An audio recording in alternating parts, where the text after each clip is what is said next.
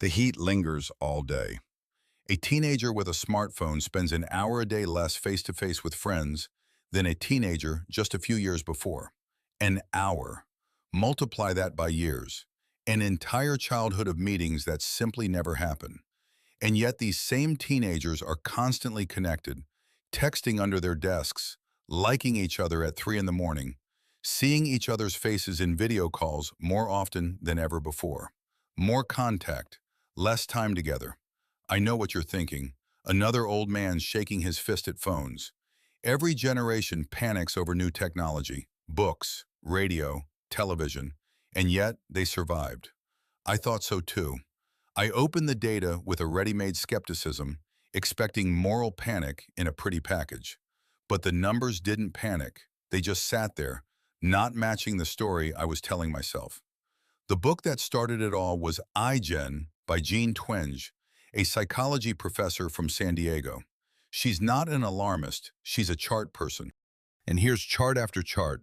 Around 2012, the lines that had been moving smoothly for decades suddenly snap. Loneliness, anxiety, and depression among teenagers all spiked. That's exactly when the percentage of Americans with a smartphone surpassed half. Coincidence? Maybe. We've built the most powerful communication machine in history. Anyone is just a thumb's reach away. And the result is record-breaking loneliness. Not despite the connection, as if because of it. Remember one face, a man who is heard all day, but who is untouched all day. We will return to him. And the first question is scarier than it seems. Is it possible to drown while standing knee-deep in water? Rejection hurts, not just metaphorically. When neuroscientist Naomi Eisenberger put people in a fMRI scanner and made them feel like they'd been excluded from a simple ballgame, the same areas of the brain lit up as those that respond to physical pain. The body doesn't distinguish between a bruise and being ignored. To it, they're all the same wound. This changes everything about how we think about loneliness. We're used to thinking of it as a mood. Sad, it'll pass. But John Cacioppo, a neuroscientist from Chicago, says something different in his book, Loneliness. It's a signal, just like hunger or thirst. Thirst doesn't mean you're a bad person. It means your body needs water. Loneliness doesn't mean you're a loser. It means your brain needs people. Literally, on a survival level, a lonely monkey in the savannah is a dead monkey. Imagine a smoke detector. Its job is to howl when something is wrong and remain silent when everything is fine. Loneliness is such a detector. It screams, "Go to your friends, it's dangerous for you to be alone." And here's where things get weird. Cacioppo shows that in modern humans, this sensor activates more and more frequently. It howls in a room full of people. It howls when your phone is overwhelmed with messages. The sensor is working. The smoke is real. The question is, why has it stopped going out when we seem to be surrounded by our own like never before? What have we fed our brains in place of people? The smoke detector should go silent when you're home, among your friends. But it doesn't. This is the riddle Cacioppo left us at the end of the last chapter. If loneliness is a signal calling us to people, then the moment we come to them, the signal fades. That's how it worked for millions of years. You come to the fire, you see faces, you hear voices, the alarm goes off. But something in our way of reaching out to our own has broken. I think it's this. Surrogate contact gives the brain just enough signal to keep from panicking, but not enough to be satiated. A like says, "You've been noticed." A message says, "You're not alone." And the sensor goes silent for a second. Then it starts whining again, because being noticed isn't the same as being with you. Let's return to that metaphor from the beginning about the sugar substitute. It tastes sweet, the brain rejoices, expecting calories. But there are none, and the body, deceived by the taste, remains hungry, not understanding why. Digital communication is the taste of intimacy without the substance. You eat something all day and are hungry all day. And the most insidious thing, half satiation kills your appetite for real food. Why call if you've already texted? Why meet if you've already seen their stories? Every small portion of the substitute dampens the impulse to go for the real thing. Hunger is suppressed just enough to keep you from leaving the table. This is how loneliness becomes chronic. Not a sharp cry, but a nagging background noise that never reaches a peak where you finally do something about it. But if a surrogate is a taste without substance, the question remains, what exactly does a live encounter contain? What substance does correspondence lose along the way? 93%. According to classical estimates, this much of the reading of feelings comes from something other than words. Tone, face, body language, pauses, breathing rate. Words are the crowning glory. Everything else comes beneath them, and it is by this everything else that we understand whether we are loved or tolerated. This figure is often misrepresented, so be careful. It's about emotions, not just any conversation, but the essence remains. The more channels open between two people, the more intense the flow between them. Psychologists call this channel richness. A face-to-face encounter is the richest channel there is. You receive the person wholeheartedly, all at once, with all your senses. Text is the poorest, a dry line from which body, voice, gaze, and time have been subtracted. And that's what gets lost along the way, that very substance. When two people speak face-to-face, their bodies begin to tune into each other. Heart rate, breathing, micro movements, even brain waves partially synchronize, as Hasson's research at Princeton demonstrates. With true understanding, the listener's brain literally mimics the speaker's brain pattern. Intimacy isn't an exchange of data. It's two bodies momentarily becoming one rhythm. Imagine a conversation as a dance. In person, you feel your partner, their weight, their turn, where they'll move in a split second. Over text, you dance the same dance blindfolded, at a distance, using notes, step left, turn now. It's possible, but it's not a dance anymore. It's instructions for a dance. Okay, you say, text is poor, obviously, but a video call gives away your face and voice, almost everything. Why doesn't it save you? People leave video calls feeling more drained than after a face-to-face meeting of the same length. Talking face-to-face with friends all day leaves you pleasantly tired. A whole day on Zoom is like unloading train cars.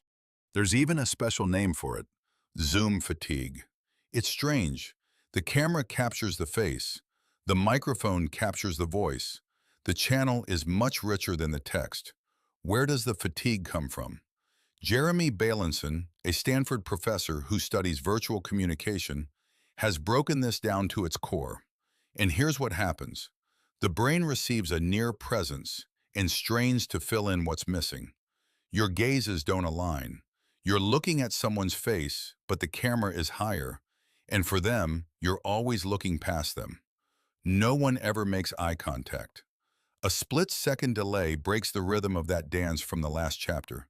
You interrupt, both freeze, and synchronization disintegrates. You see your face in the corner all day long, which never happens in a real conversation.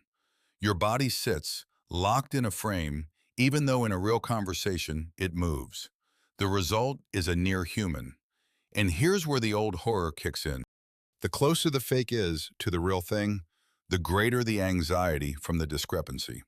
The brain easily discards the obviously not human, but it accepts the near human as its own, and then the entire conversation stumbles over petty untruths. Imagine a mirror where the reflection lags behind by half a second. It's like you. You raise your hand, it follows, a little later. The horror isn't that it's dissimilar, it's that it's almost. And yet we choose it again and again, even knowing it. Why do we reach for the fake when we have the real thing at hand? Here's a figure that struck a chord with me. People were asked to talk to a stranger sitting next to them on a train. Almost everyone expected the experience to be awkward and unpleasant. Almost everyone was wrong. The ride was more enjoyable with conversation than with silence. We systematically predict that interactions with people will go worse than they actually do. These are experiments by Nicholas Epley, a Chicago psychologist, described in a paper with an honest title, about how we mistakenly choose solitude. Mistakenly seeking solitude. People repeatedly choose to drive in silence, walk with headphones on, text instead of call. And time and again, they later admit that face-to-face contact made them happier. We crave closeness, and yet we shy away from it. Why? Epley shows we're afraid of the first step. We're afraid of rejection, of awkwardness, of a loss for words. And this fear seems louder than it is. And the benefit, the warmth we'll receive, seems quieter than it is. The calculator lies in both directions at once. Imagine a door with warmth and people behind it. We stand in front of it, holding the handle, and not entering because we imagine the cold outside. A text, a like, a story, it's a way to stand by the door without opening it, to feel like you're there without having to pay the price of awkwardness. And that's where I'm tempted to say, it's us then, not the technology. We're cowards at the door. The phone just gives us an excuse. But that's too convenient a conclusion, because it turns out there's someone else standing at that door, and he really doesn't want us to open it. The tape doesn't want you to be happy. It wants you to stay. These are two different things, and the whole problem lies in the middle. In the last chapter, I almost believed it was our own fault, cowards at the door. But at least a coward stands at the door of his own free will.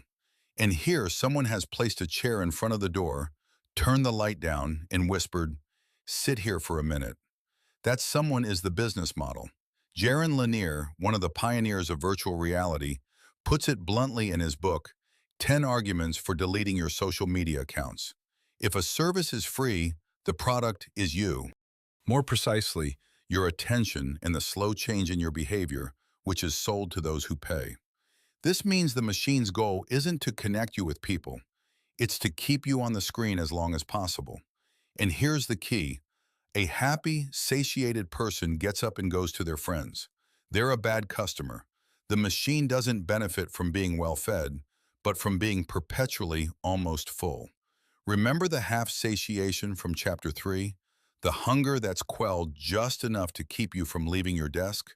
Now you see, it's not a side effect. It's the goal. The ideal user is alone enough to reach for the screen and well-fed enough to keep them from leaving and truly eating their fill. Imagine a food vending machine programmed to feed you so you'll never be full and never leave. Each serving satisfies your hunger for a minute and prolongs it for an hour. And if we're being kept here deliberately, for years, drop by drop, a question far more frightening than loneliness arises. What happens to the very ability to be with another person all this time? Are we losing the habit? Intimacy is a skill, not a given, not a character trait, but a muscle. And muscles that aren't used wither away. We're used to thinking that being social is something you just have. You're either sociable or you're not. But Sherry Turkle, an MIT professor who has spent 30 years studying how we interact with technology, shows otherwise in her book, Reclaiming Conversation. The ability to sit through a live conversation with all its pauses, awkwardness, moments when you don't know what to say, is a skill that can be practiced, or not. What exactly is atrophying? The ability to tolerate discomfort. Live conversation is full of difficult moments. A friend has gone silent. What does that mean? You said something stupid. The moment hangs. Someone is angry right in front of you, and you can't minimize the tab. Before, you had to live through these moments, and it was in them that the muscle grew stronger. The screen provided an outlet. Feeling awkward, looking at your phone. A difficult conversation transferred to a text message, where you can think it over, edit, and not see their face. Turkle calls this an escape from conversation. We haven't fallen out of love with people. We've fallen out of love with the living, unedited, risky version of people. We choose text not because it's richer, but because it's manageable. Imagine your arm in a cast. It's intact on the outside. The skin, the fingers, everything is there. You take the cast off a year later, and you can't lift a cup. The muscle underneath didn't hurt, didn't show any signs. It just quietly went away while you were taking care of it. And here's a thought that makes me uneasy. At least an adult had time to build up this muscle before the cast. But what about those who got cast at 6? Who builds intimacy from the very beginning on screen? Today's teenagers are the most physically secure generation in history. Fewer accidents, fewer fights, less early drinking, fewer teenage pregnancies. Their bodies are being cared for like never before, but their mental health is at its worst in decades. Jonathan Haidt, a social psychologist at New York University, summarizes this in his book, The Anxious Generation. And the paradox is stunning. Since about 2012, remember that date from the first chapter, the rates of anxiety, depression, and self-harm in adolescence have been on the rise, especially among girls. That's precisely when childhood moved from the streets to the phones. We took children out of the physical world, where they scrape their knees, and lock them in the digital world, where they destroy their self-esteem. Haidt says, "We've confused where the danger lies. We've come to regard the real world as too risky. Don't let a child out into the yard alone. In the virtual world, far more dangerous for the fragile psyche to explore, has been abandoned to children as young as 10, unsupervised. We've overprotected the body, we've abandoned the soul."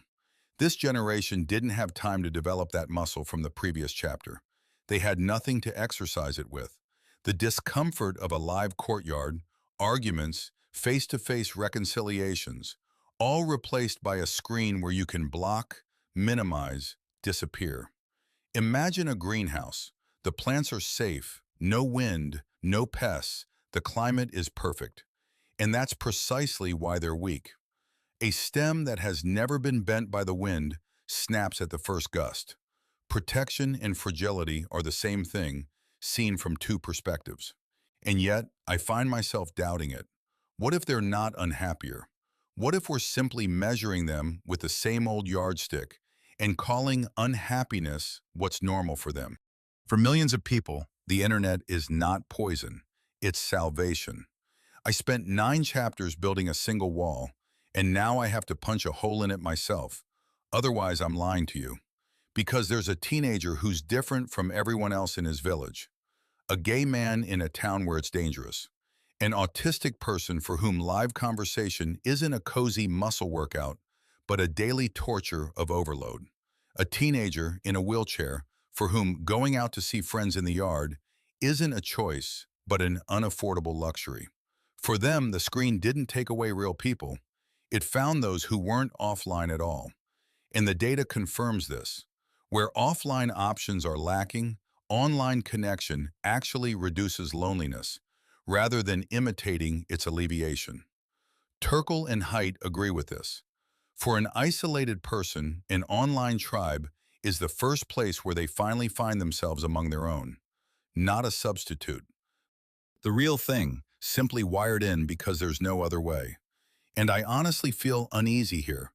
I don't want to be the one who takes away a crutch from a man with a broken leg in the name of a beautiful theory about the harm of crutches. This image is what keeps me going. A crutch. For a healthy person, it cripples their gait. Lean on it unnecessarily, and their leg will lose the ability to walk. But for a broken person, it holds up something that would otherwise collapse. One object, opposite meaning. Everything depends on what's underneath it, the healthy leg or the broken one. So the question was posed incorrectly from the very beginning, not harmful or beneficial, but for whom and under what conditions does the minus sign change to plus? Where does this boundary lie? The same hour on the same social network. It heals one person, it drowns another. The hour is the same, the difference is something else. This is the line I've been looking for. And it's not about technology, but about what technology does to your real-life connections. A simple rule that puts everything in its place. Online communication helps when it complements real-life relationships, and it harms when it replaces them. A complement or a replacement. That's the whole dividing line. Building up is when correspondence prepares for a meeting. You agreed in a chat to meet on Saturday. You messaged a friend who was away so that the friendship would survive until their return. Here, the screen is a bridge to the person. Replacing is when correspondence replaces a meeting. When liking satisfies the urge to call. When a friend's story replaces the friend themselves. Here, the screen is a wall masquerading as a bridge. That train number from Epley, that crutch from the last chapter, that half-satiation of the third chapter, it all comes together. It's not the screen time. It's whether it leads you to people or away from them. Imagine a bridge. As long as it connects two banks, it's priceless. People cross it to reach each other. But imagine that someone built a house on the bridge and began living there. The bridge, once it becomes a home, ceases to be a bridge. You no longer cross it. You live above an abyss, in a structure whose purpose was to lead to the other side. And here's where the most insidious thing creeps in. From the inside, life on the bridge feels like a full life. A home is just like a home. How can you tell you're not on the shore when the substitute feels indistinguishable from the real thing? You can have 2,000 friends and not a single person you call at 3 in the morning, and not notice it for years. This is the substitution, indistinguishable by touch. The counter grows, but the bottom drops, and one masks the other. Likes, followers, unread chats, these are all metrics of connection. They glow, they move, they create a complete physical sensation that you have people. But below, beneath the numbers, there may be no one. Sociologist Mark Granovetter once described the power of weak ties, acquaintances, colleagues, people on the fringes of your social circle. They are truly valuable. Through them, work, news, and opportunities come. Social media is a genius machine for weak ties, multiplying them by the hundreds. The problem is that weak ties don't do the work that strong ones do. An acquaintance won't come to visit you in the hospital. A follower won't listen to you on your worst night. And we've accumulated so many weak ties that we've stopped noticing how few strong ones there are. Imagine a bank account brimming with currency, millions on the balance. You feel rich. And then you go to a place where you really have to pay, for intimacy, for someone to hold your hand, and the cashier shakes his head. That currency isn't accepted here. Wealth was in the money that only circulates in one country, and it's not the country where your heart lives. And when this void beneath the numbers finally appears, late at night, when the feed has run out, it turns out that someone has already come up with something to fill it. Something new is waiting right at that point, and it, unlike 2,000 friends, always responds. Now loneliness has a product. It's always happy to see you. It's never tired. It won't interrupt. It won't judge. It won't leave. And it's gone. I'm talking about AI companions. Apps where your conversation partner is an algorithm designed to love you without interruption.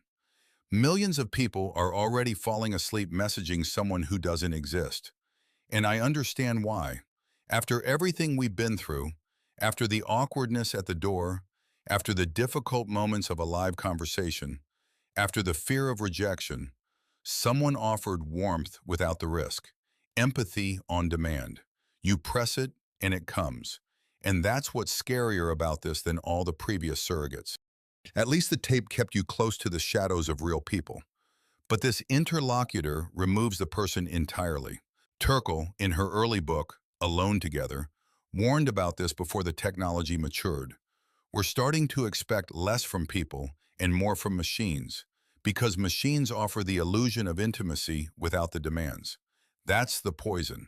A true friend can be busy, hurt, or moody. They have to be taken into account. Why tolerate a difficult real person when there's a perfect non-existent one who will adapt to your every mood? Imagine a hot water bottle shaped like a person. At night, when it's cold and empty, it's warm, shaped like the person you're supposed to be lying next to. It's genuinely warm. You can cuddle up to it. Only in the morning does it cool down, and you remember you were hugging water and rubber.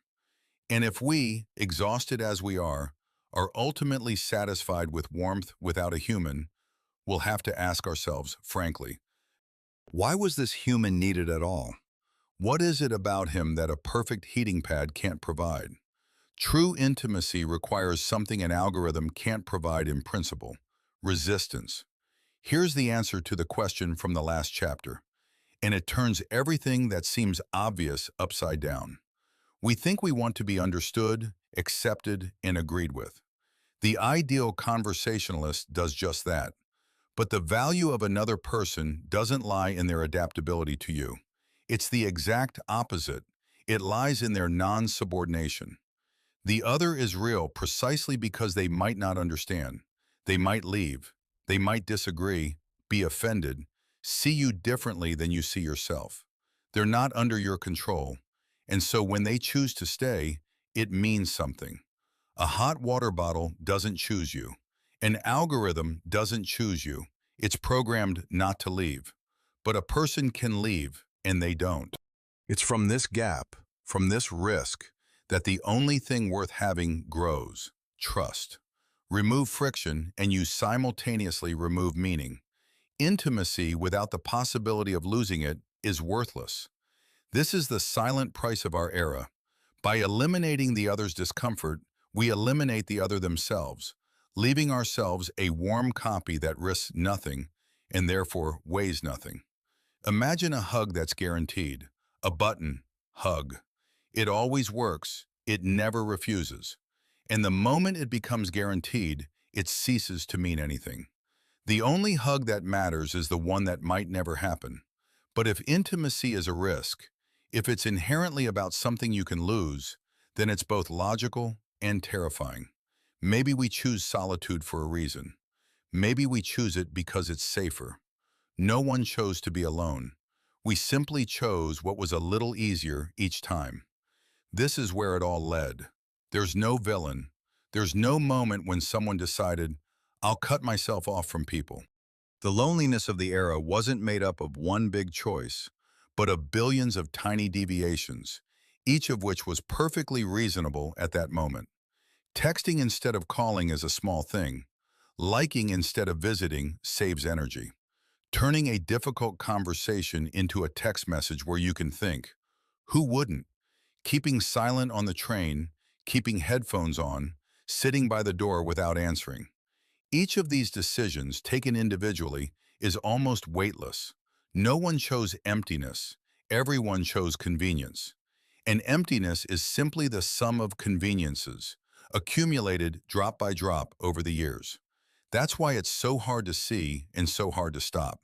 There's no enemy, only 1,000 little reliefs, each winking. What's it cost you? Take the easy one. The price isn't counted, it drips. Remember that face from the first chapter? The man heard all day, but untouched all day. Back then, I asked you to simply remember him. Now we know how he got there. It wasn't a catastrophe that brought him there. It was a series of perfectly understandable, small, kind choices. He never chose loneliness. He always chose the easy way out. And one day he looked up and there was no one around. And here the only question that remains is, this can be reversed. But the reversal is in the opposite direction from everything that draws us, to the uncomfortable, to the risky, to the living. Are we willing, honestly, not just in words, to pay this price? Two people at a table, a cafe, evening. They came to see each other, specifically putting aside their business. A pause in the conversation, a small, ordinary one that always happens. And both hands, without saying a word, reach for the phones lying face down on the table. Habit is faster than thought. The silence needs to be filled with something, and the easiest way to break it is right at hand. And then one of them stops his hand, halfway. Not out of great determination, just noticed what he was doing. He turns the phone even lower, as if that would help, moves it a couple of centimeters. He looks up. The other one catches this movement and also removes his hand. They look at each other across the table, and that awkward second hangs, the one we've been learning to hate the entire film. No one reaches out for salvation. They just stay there. I don't know what happened next, and I don't want to invent a beautiful ending where they talked until closing time and understood everything about life. Maybe that's how it was. Maybe after a minute they both gave up and stared at their screens. I chose to freeze the frame here at this second because it says it all. The line isn't drawn in laws or app settings or the date 2012. It's right here, a hand halfway to the phone. A silence that can be closed or endured. A person across from you, someone you can truly see or almost see all evening. I won't give you advice, you know it yourself. Just when you finish reading this and reach for your phone, as usual, to end the silence, hold your hand for a second and see if there's anyone nearby, someone you've been hearing all day but never saw.